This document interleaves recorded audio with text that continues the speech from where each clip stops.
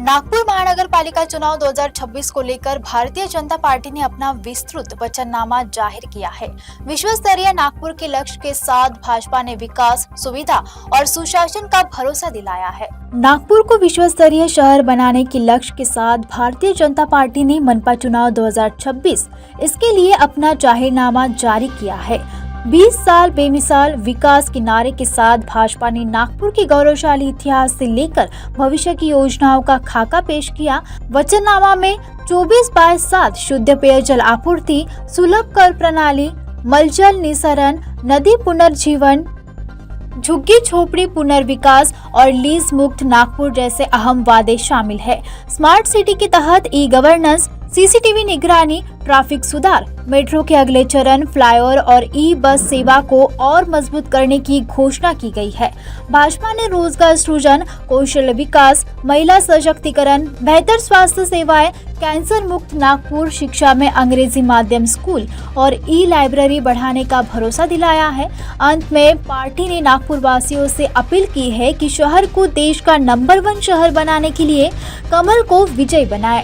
नागपुर शहर में आउटर भाग में जो दहन घाट के लिए रिजर्व जगह हैं, उन जगह पर नए दहन घाट का निर्माण और पर्यावरण पूरक दहन किस प्रकार से हो सकता है, इस दिशा में महानगर पालिका वर्चल कर रही है। ये सारी बातें हमारे पिछले वचननामे में हमने जो घोषणा की थी, मैंने सारी बातें बताई। इसमें एक भी चीज ऐसी नहीं है जिसकी हमने घोषणा की और नहीं करी। इसमें एक फोटो भी दिख रहा है आपको। यह फोटो हम जो गंदे पानी को ट्रीट करके महाजनकों को भेजते हैं, उस प्लांट का फोटो। इस काम को भी हमने परिपूर्ण किया और आज यह पूरे देश के लिए एक आइकॉन रहा। पूरा देश अब इस दिशा में कार्यरत है। इस प्रकार का नियोजन करने का सौभाग्य महानगर पालिका के माध्यम से हमको मिला। काँग्रेसने यापूर्वीही ही योजना जेव्हा सुरू केली तेव्हा उच्च न्यायालयामध्ये पिटिशन केली। नाना पटोलेंचे अत्यंत जवळचे, त्यांचं नावाचं मी घेत नाही, त्यांनी हायकोर्टमध्ये पिटिशन केली। एक काँग्रेसचा नेता जसा बोलला की आमचं सरकार आलं आमची लाडकी बहीण योजना बंद करू, आणि आता तर काँग्रेसचा महिलाबद्दलच्या जो त्यांचा खरा रूप आहे तो समोर आला। खरं तर ही योजना यापूर्वी सुरू झाली, त्यामुळे आचारसंहितेचा भंग होतच नाही। लाडक्या बहिणीची योजना आधी सुरू झाली आहे, त्यामुळे या आचारसंहितेचा त्या योजनेचा संबंध नाही आहे। राज्य शासनाची कंटिन्यू योजना आहे।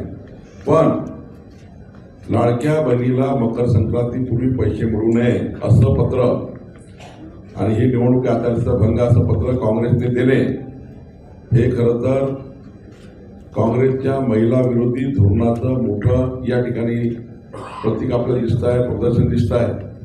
आणि त्यामुळे आम्ही राज्यभर याचा निषेध करतो आहे। काँग्रेसने महिलांचे पैसे थांबवण्याकरता जो आज हा अत्यंत चुकीचं पत्र निवडणूक आयोगाला दिलं।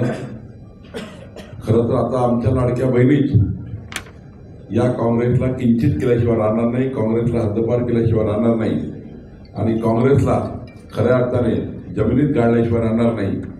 आमच्या महायुतीने या ठिकाणी हा निर्णय घेतला आहे।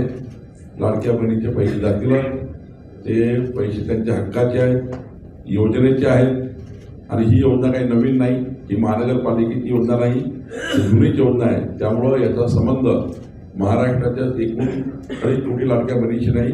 निवडणुका काही ठिकाणीच आहे, 29 ठिकाणी, पण संपूर्ण राज्याच्या लाडक्या बहिणीचे पैसे थांबवा। संपूर्ण राज्याच्या 2.5 कोटी लाडक्या बहिणीचे पैसे थांबवा। ज्या ठिकाणी आचारसंहिता नाही त्या ठिकाणी थांबवा। आणि संपूर्ण राज्यामध्ये त्यांनी हा लाडक्या बहिणीच्या विरुद्ध दहशतवाद तयार केला आहे। हा दहशतवाद आमच्या लाडक्या बहिणी खपवून येणार नाही।